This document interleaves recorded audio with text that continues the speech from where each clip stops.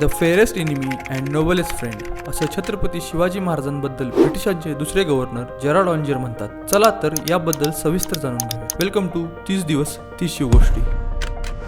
Gerrard ऑन्जर म्हणतात, ही being no less dexterous thereat than Alexander the Great was, for by the agility of his winged men he took in less than 8 months what he had delivered to Jai Singh. But it is too well known that Shivaji is as second Sertorius and comes not short of Hannibal for stratagem. The company found him to be fairest enemy and noblest friend.